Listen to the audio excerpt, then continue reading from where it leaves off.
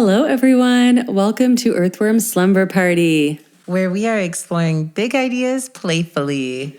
This is Nisha, and I love rotisserie chickens. And this is Opulence, and I love popsicles. We have food on the brain. Yes. But I have to ask Nisha, what are you composting today? What am I composting today? I think today I'm composting wanting things. Wanting itself. Wanting, like discerning between when something is a need and a want has been hard for me. But I think I deeply am aware of when I want something, but sometimes I am too scared to deny myself, if that makes sense. Scared to deny oneself. I relate to all this deeply. Yeah. So you are empowering yourself, the ability to deny. Yeah, empowering myself to the ability to deny, and also empowering. I'm thinking about it even from like an energy perspective. I just think about like the things we use in our life. Pretty much like everything comes from like the crust of the earth. So when I'm desiring something, and I'm not against wanting or desiring or anything, I just want to make myself clear. You're just composting it. Yeah. It's not that you're against it. You're just letting it go. Yes.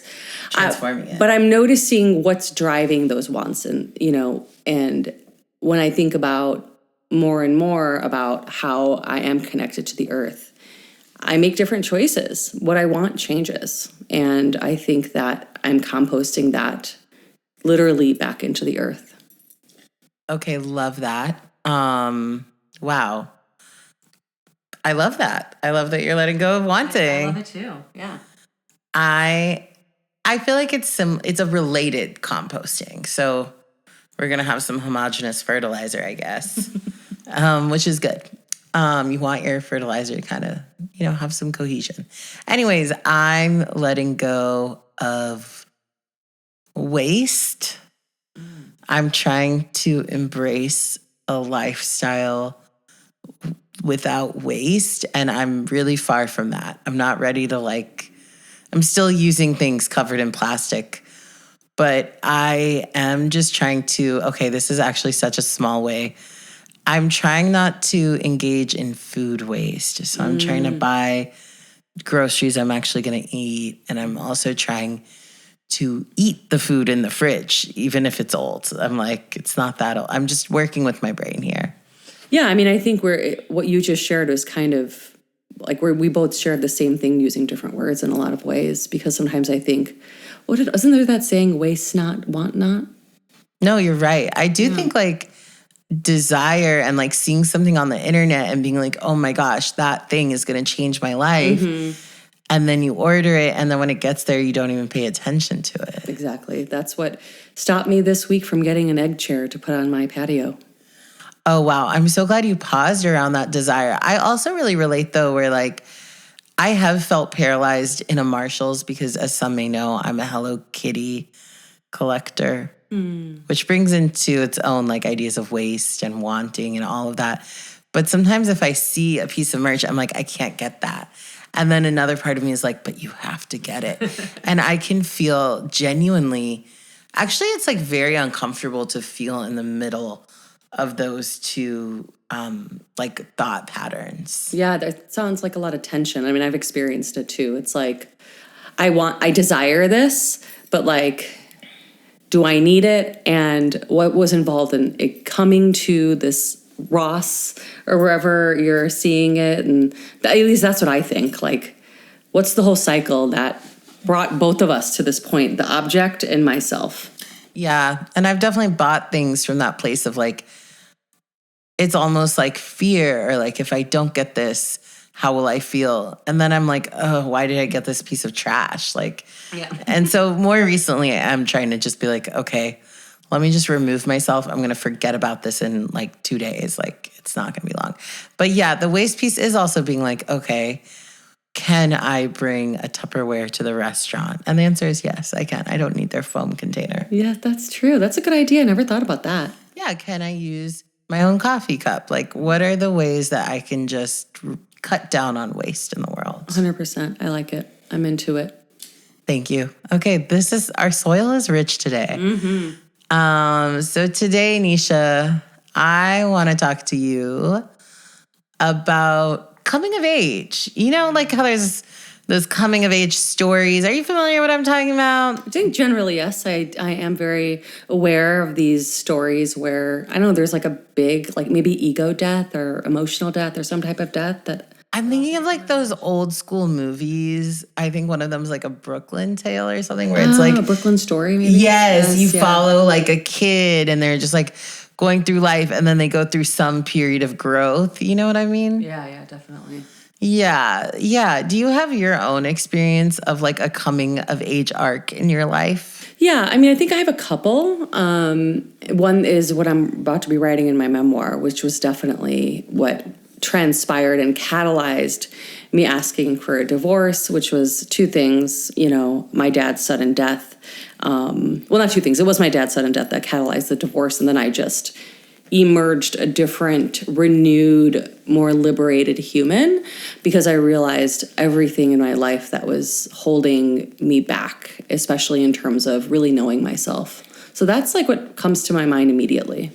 Yeah, you know, hearing you talk about it, I'm like, oh, we're kind of talking about growing up. You know, like what has to happen for you to not just like, I don't know, stop having your mom pick out your clothes, like you stop living at home, like, but you can do all those things and still kind of be a kid in your mind, in your heart, in your spirit. Fun fact about me, I just have like eternal little kid energy. And it's a joke that like me and my friends are always like, yeah, you're baby. And I'm like, I am baby. And I like it. Okay. But I feel like I was listening to this astrology podcast with Jessica Lanyadoo, and she was going over North Node, South Node.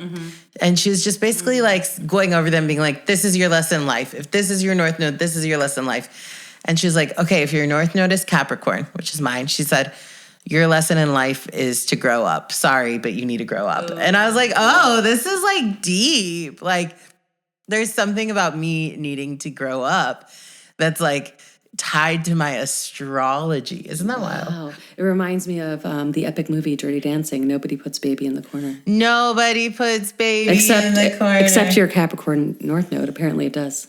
Well, the Capricorn North Node's like, grow up, fool. Like, you're not baby anymore, you know? It's time. And so the story I want to share with you today is actually just about like how kind of a coming of age moment, a moment of stepping into myself, into power.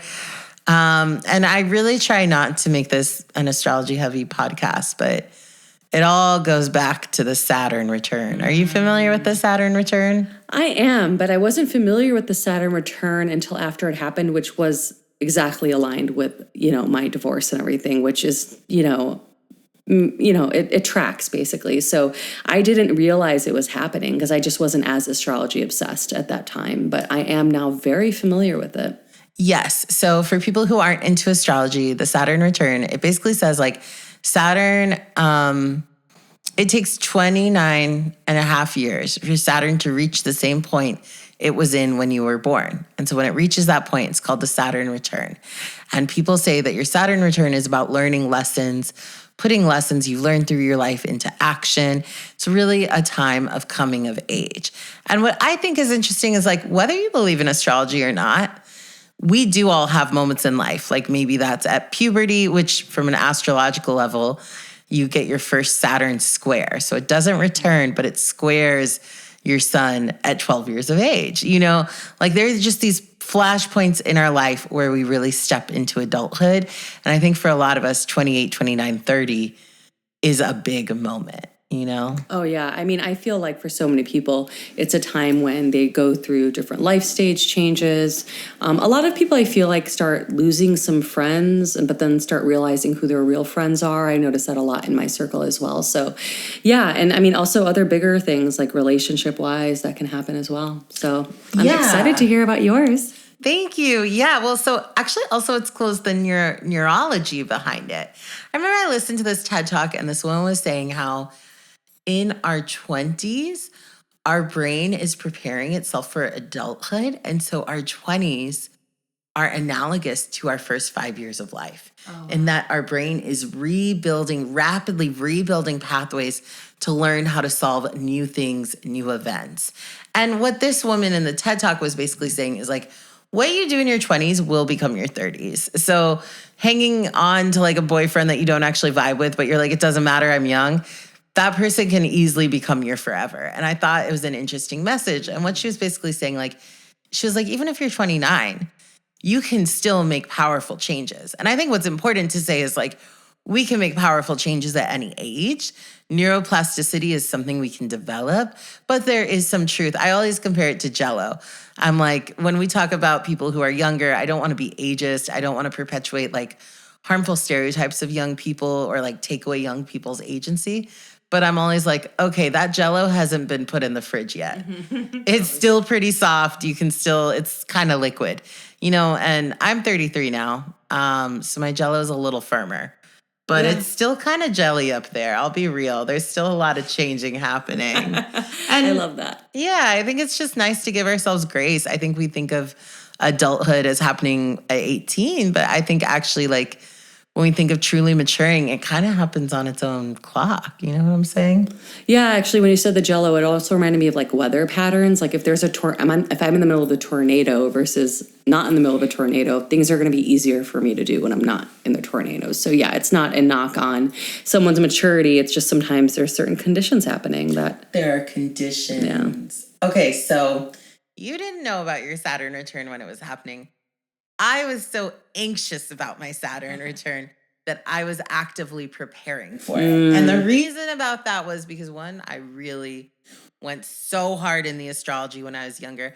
And I actually think that this was because so many events of my life in my 20s were really unpredictable and I was highly anxious. I have to say, guys, my 30s so much easier than my 20s. But I was so anxious that astrology really gave me some grounding and guidance among the chaos. But I knew that my Saturn return was going to happen in Aquarius, which is an air sign. And I'm actually a double Taurus and I have no air placements in my chart. So I was like, okay, can I take singing lessons? Can I learn how to rollerblade? Like, how can I do better with an air sign? And how can I prepare for this time? And the people, when I was in the zone of preparing, people were like, just make sure you have time to meditate and self-reflect. And I think like for me, I was like, okay, you want me to self-reflect, but like, what am I going to do? And I think as I'm older, I'm like, oh, it's not really about what we do. It's how we do it, you know? So what they were giving me was incredible advice. I guess I'm just jumping into it. Is that okay? Do it. Okay, so telling the story of my coming of age, my Saturn return, I was very anxious leading up to it. And I also, from the time I was little, I knew that there were these things that I needed to change about myself. Biggest one on the list, very vulnerable to admit, but just real life, losing weight. I was like, I got to lose weight and then I'll be perfect and then I'll have a lover and then my career will be fine and everything will be great. I don't want to gaslight my younger self because I think fat phobia is extremely real. And it's also something that I think fat people talk about it, but I think there's less awareness of how much it informs our society and how much discrimination there is. So I think some of what I was feeling was real, but obviously other things that I had put on myself that I needed to achieve before I turned 30 because I had this fear. I was like, it'll be impossible to achieve after I'm 30. It was a very rigid, self-corrective mindset. And I was really addicted to self-help books, and I was rapidly trying to change myself all the time. This kind of links into our opening conversation because I was very susceptible to buying things or being scammed because I was searching for this magical transformation. I was very frustrated with myself that it hadn't happened. And I was like always ready for a miracle product. I was like, if I get that eyeliner, maybe my life will change. It's possible. It's happened to me. Eyeliners changed your life. Definitely. I mean, it's changed my life too. I don't know if people on camera can see this eyeliner, but exactly. Vivia's place, they're metal eyeshadows. I hear what you're saying. Well, I think that, thank God, eventually, post-Saturn return, mid Saturn return, I kind of did give myself permission to be like, actually, I think it was right before where I was kind of like, I keep running after things. I'm starting to get tired and nothing's really changing. Like maybe I just need to like allow myself to be. And I really think that thinking was coming out of noticing how I was always striving and I wasn't resting. And so I think at a certain point I was like, you know what? I'm going to take this rigid deadline off the table. Thank God I did that. Okay, guys, because my Saturn return coincided with the pandemic. Like quite literally, because my Saturn was in Aquarius. So Saturn like peaked out of Capricorn and went into Aquarius in March 2020. Like literally. Literally, it stayed there. And then it bounced back to Capricorn for a couple months. Then it bounced back into Aquarius. So just for the listeners out there, how long is someone's Saturn return? So a typical Saturn return, I think, is like maybe 2.5 to 3 years. I think like it's all about the position of the planet. So people are often like, well, I'm 28, so I'm in my Saturn return. And I just say, look at your chart, see where Saturn is in your chart. And when Saturn is in that sign, that's when you know it's your Saturn return. Right now, Saturn is in Pisces. I think it's there for like the next couple of years. But typically it is when we're like 28 to early 30s. And it just kind of depends where you fall in there. So for me and for a lot of folks, I think our early 90s babies, we had Saturn in Aquarius. It coincided directly with the pandemic. And I think for a lot of us, we're like, okay, we're about to go through this coming of age moment. And then it's like, actually, you have to stay at home. So talk about like delayed gratification. Am I ever going to grow up? Like my life, what is my life? At the time that my Saturn return hit, I had already had some lessons in life that were so painful, they felt physically painful. I'd gone through a terrible breakup with someone who like, that relationship where you're like, oh, I didn't know I could love until I loved you. Or I didn't know what love was until I loved you. That I had a relationship like that ended terribly. That sounds like a movie. It was beautiful. We'll talk about it one day. And then I also had an experience. I was at that time working as a director I was an associate director of grants and programs. So I was managing 14 grants. It was this really prestigious job. I felt empowered to reconnect with my family because I was finally making money and my pride allowed me to reconnect with them. So all this was happening. And in my job, I was actually getting in trouble all the time for being insubordinate. Which if you know me, big Taurus energy, it's like a surprise to no one.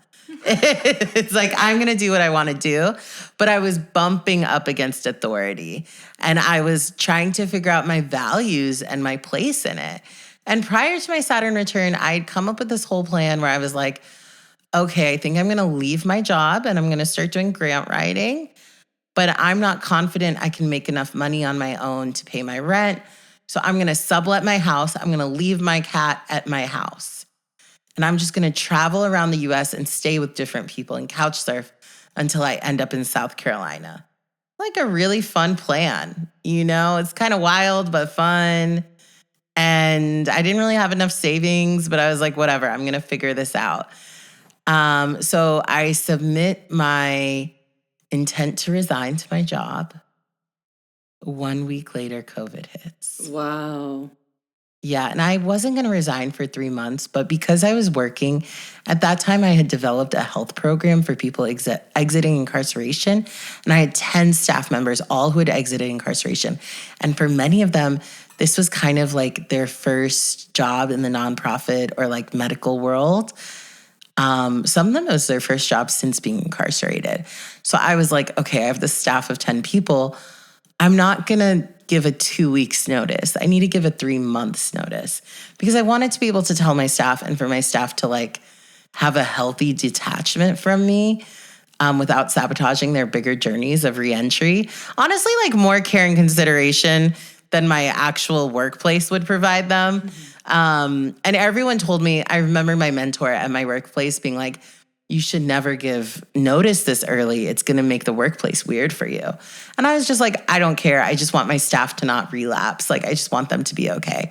And shout out to my former staff. None of them were like in danger of relapse, but I just felt a lot of responsibility to them.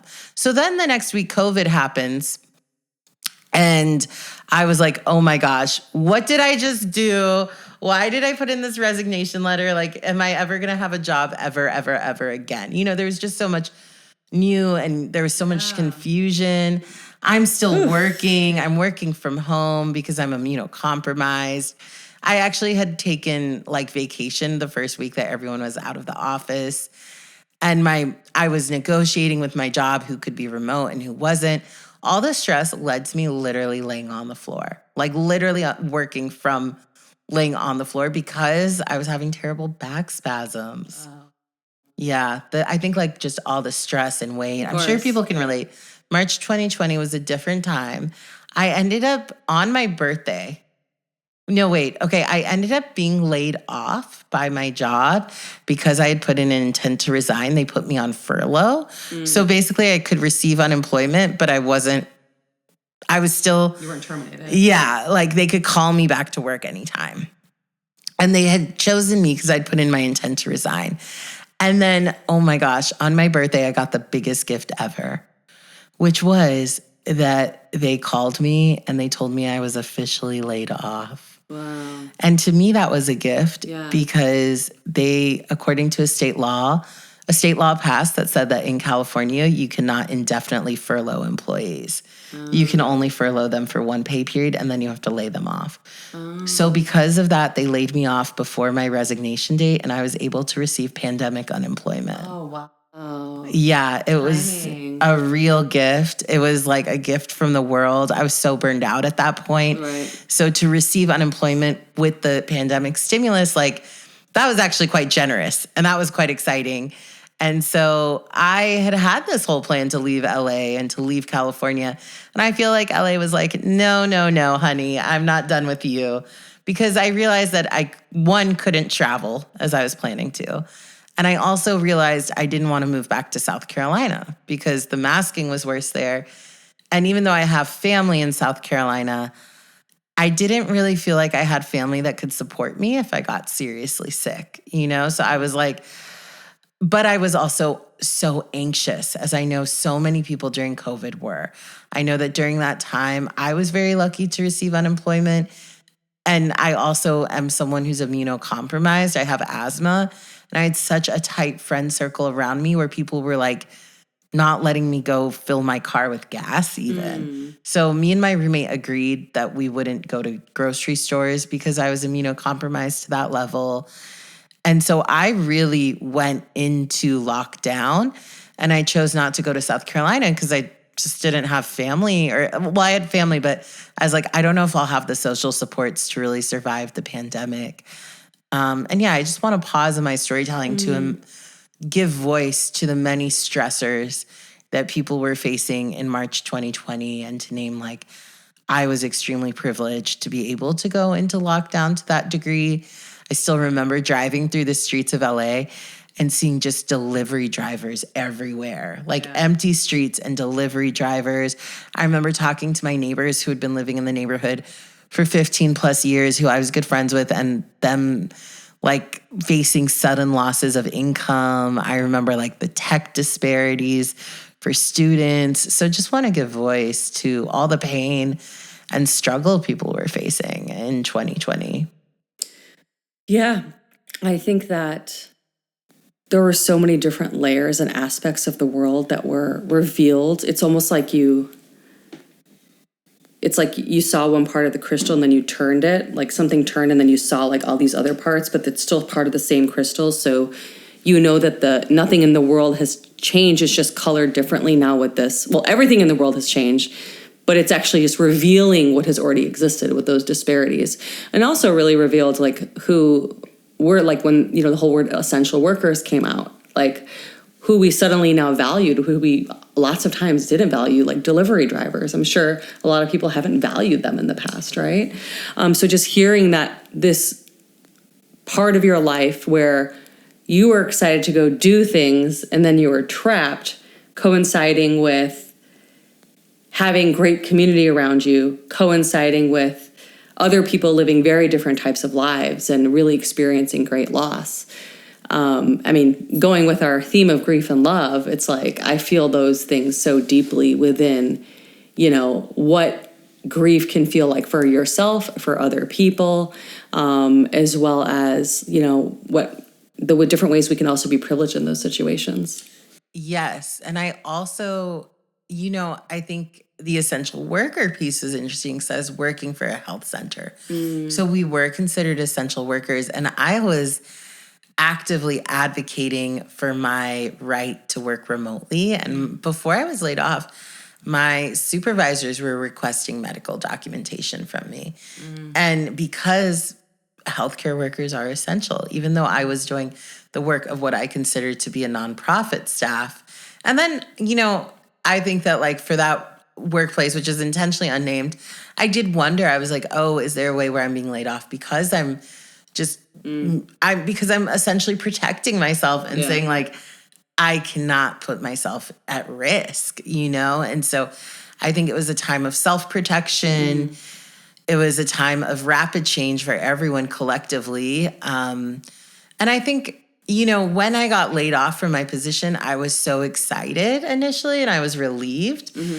But as weeks turn to months and there's no end in sight, the relief starts to become anxiety, right? After the first couple days where you're like watching whatever you want on Netflix and you're chilling, you start to be like, wait a second. What's going on? Yeah. And I went from having a job where I was working overtime, where I had so much responsibility. I was developing programs. I really mothered this program. I put so much energy into it. And so to be pulled from it suddenly, it was not only startling because so much of my mental energy was going towards it. It was startling because suddenly I just had a lot of energy. And for the first time in my adult life, I was like truly unemployed. And I was like, oh my gosh, I know I need an outlet for this energy. And I feel that it's like, I fear it is too late. Like the moment to get the outlet for the energy has passed and it's starting to consume me. And so I, like many people in COVID times, had a really, I mean, I'll just say it for what it is. I had like both a spiritual awakening and a psychotic meltdown. And it all just happened together. And I know a lot. Well, as that was happening to me, almost every one of my friends was going through a very mentally difficult time. And it really had me asking this question, which is, what does community mean when everyone is in crisis? And that's actually why I created the care plan, and why so much of my work is around self-regulation and prepping the tools, because what I came to realize is like crisis is almost like fire. So it's like we're part of a global crisis, COVID, right? That spreads to creating a national crisis. And that also means that individual families end up in crisis. People lose jobs. People have to rearrange daycare, all of these things. And then individuals are in crisis within that. And the means of support is missing. And so I found myself pretty deep in crisis. And this was during a time where there were protests happening. Me and my roommate, we drove out to a river just to get away from the city, to take care of our mental health. And while I'm laying in this river, like in the sun, reading a book, feeling good, I sit up and I hear what I think is a water sprinkler. Turns out it's a rattlesnake. Oh my gosh. And Nisha, I did what no one should ever do. Oh my God. I leaned into the sound. Oh. I leaned into the sound to be like, what is that? Is that some bugs mating? Like, what's going on over there? And I came face to face with a rattlesnake. And his mouth was open and his head was cocked. And, you know, rattlesnakes are actually sweethearts. They're very tender. They just don't want to be bothered. And I was up in this man's space and he was looking like he was about to bite me. And when I realized what happened, and he was like hissing at me, I ran to my roommate and I was like, snake. break. And I thought he was going to like follow me. So me and my roommate start driving back to the city, and I noticed that I have a neck pain. And so when I come back to the city, I take some herbs to help with my neck pain.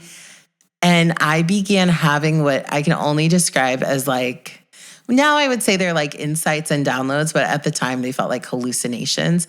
And I had these like hangings on the wall of Hindu gods, very normal for me. Like that's what always was hanging in my house. They started talking to me and I felt really freaked out. And I just, for the next couple weeks, was having all these experiences that now when I look back on that experience, I'm like, oh, I was coming into my spiritual gifts. And like, I think it gets a little blurry there, but basically I was like, one, I thought I would come into my spiritual gifts when I was 13, not when I was 30. Mm-hmm. Like, I thought, like, with everyone else, I was like, where's my Hogwarts letter? I guess it's not here. And, like, people would talk about intuition or astral projection. I was always kind of curious and interested. But what started happening to me where I was suddenly, like, a lot of information was almost appearing in my mind. I felt like I was realizing things or being told things, like, and all I could do was really just write it down and think about it and not. I was just like, I don't know what to do with all this. I don't even know what this is. It just all culminated into a real moment. And then in that moment, I went through something spiritually traumatic with a friend where they were kind of like, oh, you're having all these insights. Can you help me talk to my ancestors? And I was like, I don't know, I guess. And then in that, I just had a very negative spiritual experience. And it was startling. And so immediately I was like, okay, let me use this pandemic unemployment and have some healing sessions. And I started reaching out to other healers. I started getting help. I found some spiritual teachers. And I really began to invest in whatever sort of education or I kind of created a group therapy for myself, honestly. I signed up for like classes. That was all the rage during COVID. I took some online classes and really just tried to like get my mental health under control and make sense of these experiences I was having, which I've seen a lot of people talk about. It's like an overlap between psychosis and something that feels genuine and spiritual. And I really, in this moment, you know, I think of our theme of grief and love, and I think about how, like, pre-colonization, I would have had elders, hopefully, or people that could have helped me make sense of the experiences I was having. And spirituality would not be taboo or separated or isolated from our society, but just a normal part of life. You know, I think going through this, it was like, what is spirituality to me even? Is that like what wellness influencers are? Is it magic? Like what is my framework for understanding these gifts? And then also, how do I reckon with like all these psychotic symptoms I'm having? How do I not glorify it or make it worse? And then all of that, like, how do I move with this energy? Like, how do I harness this energy? It's really interesting to reflect on it with you, because now, 4 years later, I use my spiritual gifts every day. And now I can say, when I listen to people, when I listen deeply, I'm able to listen into something beyond what they're saying. And in real time, without saying that anything spiritual is happening, I can say to people like, okay, so when you're telling me about this relationship, is there something also going on with like your father? Or like, you know, when you talk about how this job fired you, sounds like you felt really disrespected and discarded. And I'm able to reflect back the energy of what people are saying, sometimes putting words to things they're not saying explicitly. It's like a very subtle use of it. And yeah, like, I think I'm just trying to say I have ways to channel, you know, these things that happened. And it's not really something I talk about, but it was something that changed my life. And it was also something that led to me suddenly realizing like, oh, I'm going through a really big transition. And for the first time ever, I felt empowered to set true boundaries, because what became clear was not whether someone was good or bad, but just realizing like, I'm in an unstable space. I'm still learning how to get control of my mental health. I can only be around people who are healthy and safe for me. So I actually reached out to all these people in my circle and I just said like, hey, you're not healthy or safe for me. I'm going through a really delicate time. let me contact you when I'm better. And so I created a real container for myself to just heal from this big opening. Wow. And, as I'm talking to you about all this, I'm thinking about the concept of equanimity, which I think we talked about last season. But equanimity is just basically like receiving life with an open heart. And I think that, like, for me, it's like we judge COVID. Equanimity is basically like we label things as bad and we resist them. We label things as good and we attach or cling to them. But really, things just are. It's not bad or good. And, like, I think in that way, it's like COVID, everyone was like, this is bad. But for a lot of us, it allowed a rent freeze, a national rent freeze.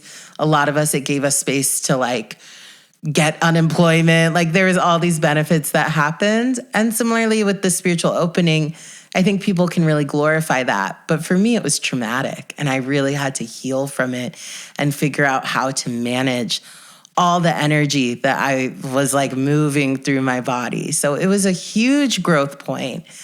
And it was a growth point that led to a lot of my relationships ending or releasing. And it was just a really big change. But the beauty of this story, the beauty of that time for me is that through all of this, my roommate and I were always living together. And even at the start of COVID, I was like, oh my gosh, thank goodness I'm with this roommate. Thank goodness I'm in this housing situation. And I had some moments where I was like, imagine if this happened and I was in a worse housing situation. Everyone who went through that, like, saying prayers for you all, like, sending love. I was really mindful of that. But through COVID, me and my roommate became incredibly close. And prior to the pandemic, me and my roommate were friends. We would touch base, but we had our own lives. We had our own social circles. There was something about the pandemic that taught me the value of building deeply with people who were around me. And we began to take interest in building with each other's friends. And so our friend circles that previously were separate started to merge, and we started to really spend time together. And then in December 2020, my best friend moved into the apartment unit underneath me. What? It was the best gift. It was like, oh my God, my best friend is now my neighbor.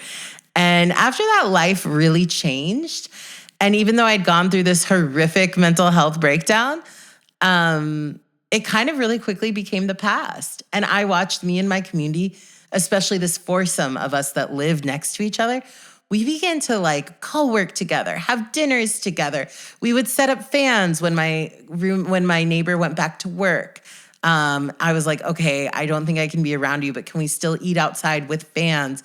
And we just really started to connect, and our friendships blossomed into something beautiful. And it taught me that for some friendships, it takes time. Things take time to nurture and grow and blossom together. Like avocado trees, they don't have avocados until they're at least 8 years old. And it was kind of like our friendships that I didn't see it was going in this direction, but it was like, oh my gosh, this is finally the fruits of knowing each other for so long. We came together and we began to just having, like, really joyful friendship times. We began to be able to support our other community members. And then in the midst of this, Nisha, okay, the Saturn is returning. Oh my gosh, there's a more. final There's twist. More. There's a final twist to this story. In July 2021, I realized I had to move back to South Carolina. That was around the time we met. Yes, it really was. And that was when I was like, wow, as beautiful as this life is, as much as I love this community, I know in my heart that I have to reconnect and repair with my parents. Wow. And I know that this is the time to do it, partially because I had been afraid they were going to die of COVID. Through COVID, I was like, oh my gosh, what if they die before I can move back there? So I was like, it was a gift to get these extra years here, to get this time with my roommate, to build this beautiful community, but I have to walk away from it. And walking away from it was so challenging, but I also innately knew that if I held on to these friendships, I was like, they're just going to rot in my hands like fruit. And actually what happened is that I visited my family in South Carolina to make sure I could move there in June 2021.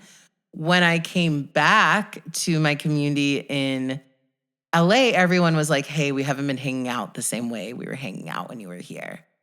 And then one of the members of my community came forward and let me know that like she was experiencing conflict with me and other members in our little friend group.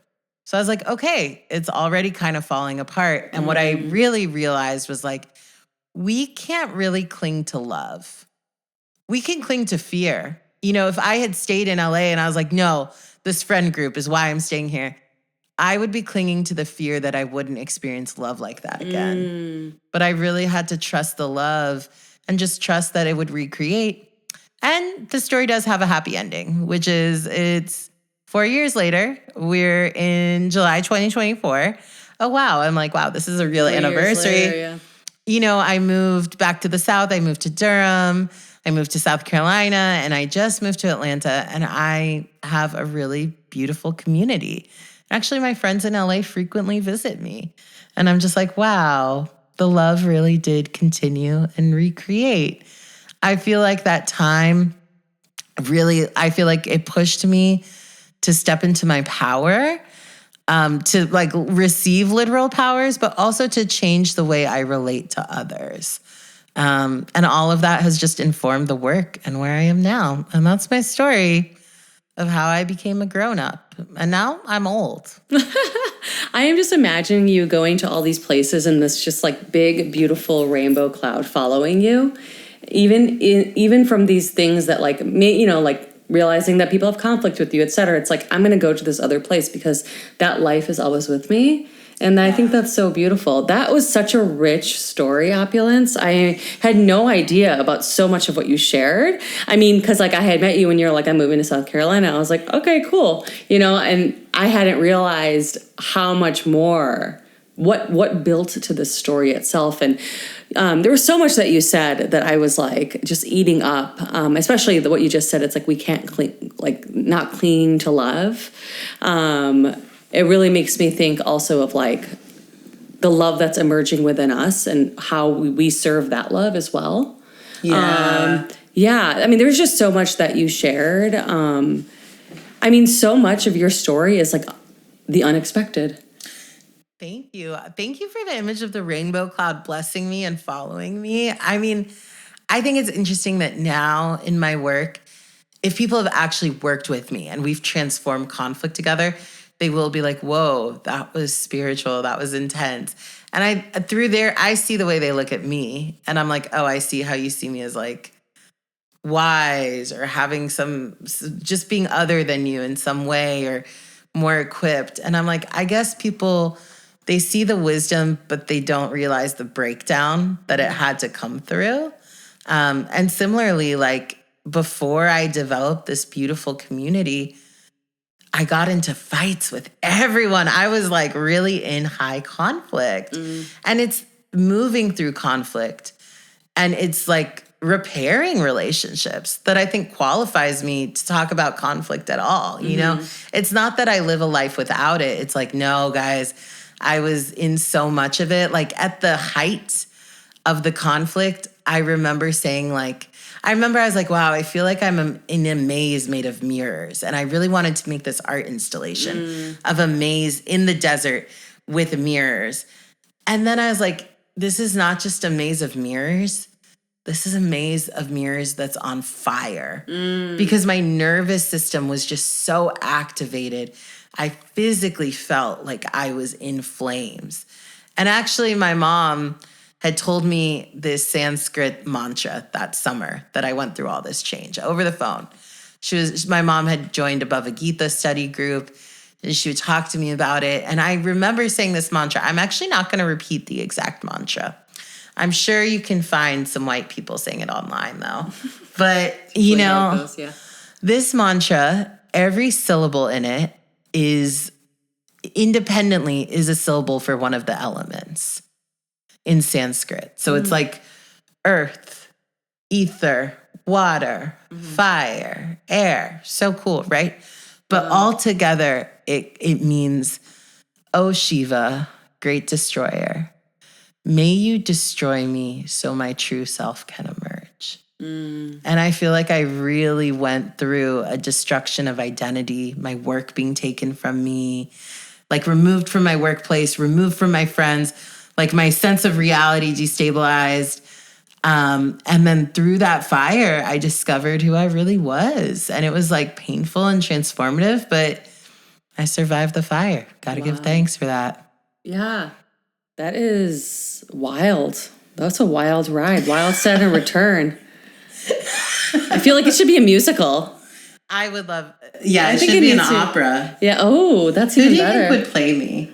Oh gosh, I don't know opera singers. You're right. Neither do I. Anyways, thank you for listening, Nisha. Thank you, everyone, for listening. If you have thoughts, we want to hear them. If you know what opera singer that should play Opulence, please send us in the fan mail. Oh my mail. gosh, Nisha, we have a final segment. After hearing that story. Yes, we do. After being showered in the ashes of my rebirth. Yes. Very fertile ashes. What are you planting? Wow, I received so much from what you said. And I think what I'm planting is surrender. Because so much of what you talked about was how you grew in the context of so many unexpected things happening, including being face to face with the frickin' rattlesnake. So to me, it's like surrender. I mean, I'm glad that you didn't completely surrender in that moment. You ran away for your life because that was probably smart. But surrendering to feeling like I have to be in the driver's seat and controlling this whole thing because there's so many other, there's the weather, there's the tires, there's so many things that are happening. And sometimes you just got to surrender and flow with it. So that's what I'm planting from today. What about you? I mean, I know you know this story and you're intimate with it, but expressing it, I'm really curious what you're planting. If I'm honest, I thought it was a shorter story. And then as I started talking about it, I was like, I can't not tell y'all about the rattlesnake. Yeah, I mean, exactly. But I think what I'm taking away is trust. I think that moment I arrived to where I was like, am I really going to leave? Like my whole time in LA, I moved here. I'm searching for friendship. I want it so deeply. I want to feel love and belonging, something I've never felt in my life, something I believed I had to change myself to feel. I finally received it, and like choosing to be like, it's here and I have to step away. I look back at it and I'm like, how did I do that? But I'm so glad I did it, and I'm so glad I trusted, and it builds my trust. Just to know that like beautiful things, like terrible things will happen to us, but beautiful things will also happen to us again and again and again. Again and again. Yeah. I love that. On that note, we'll see you next time. I think we'll see you next time. Bye. Bye.